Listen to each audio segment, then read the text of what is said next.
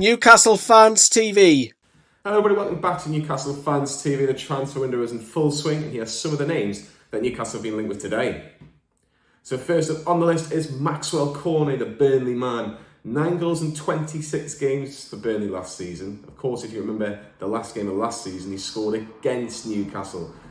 But it was enough for Burnley to get all 3 points. It wasn't enough to keep them in the Premier League, of course, and Newcastle ultimately done that for Burnley on the last day of the season, which I'm sure he wasn't too happy about. However, 9 goals in 26 games, as I've mentioned, really is not bad at all for a first year in the Premier League. He really has been very, very strong in terms of Burnley's attacking line, especially when Chris Wood, who went to Newcastle, of course, in January, left as well. So he's been really their golden boy, if you like, along with Dwight McNeil. But in terms of Cornet himself, I think he's very, very impressive. I think the question would be, with Maxwell Cornet, is he good enough to get Newcastle into those Europa League, Europa Conference League sort of areas in terms of his general ability? Can he improve that Newcastle to that level?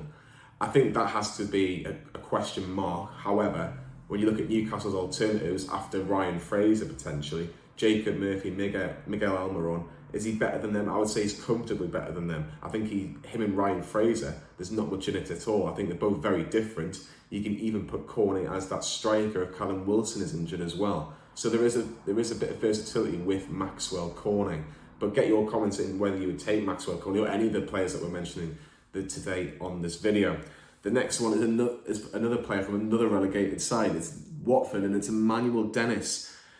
10 goals in 33 games for Watford. So it's just a tad better in terms of goals than Maxwell Cornet, but obviously more games. So 1 in every 3.3 games in a very poor Watford side from last season. It was really, really poor from pretty much February onwards from Watford. But Emmanuel Dennis and Ismail Assar were probably the two names you'd look at and go, well, they're not Championship level. They're definitely better than that. So I think Dennis as well, he's certainly an alternative. He has been offered to Newcastle, and that's according to Lee Ryder from the Chronicles. So it's certainly one to keep an eye on, because Newcastle are ultimately after that winger/striker option. And if they can get someone that can do both, it might keep them a little bit more money for somebody else. Can it help raise funds for a Moussa Diaby?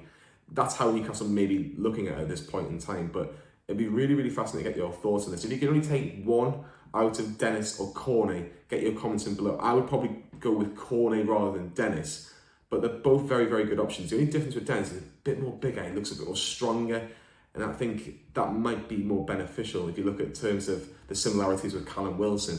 But again, it's a debate. Talk about it. It'll probably be the similar prices as well. So maybe Dennis slightly cheaper, but again, not a lot in it between the two players in terms of the overall contribution of what they could bring to Newcastle United. And the final player on the list, and this has been credited by The Athletic, is Alexander Isak. Now, I think Sam in particular is a big, big fan of Isak from Real Sociedad. 32 goals in just over 100 appearances. Now, that's pretty much, again, 1 in 3, or just under 1 in 3. So it shows that Newcastle are looking for these sort of players. They want someone that's proven in front of goal. And 32 goals in 103 games sounds very appealing.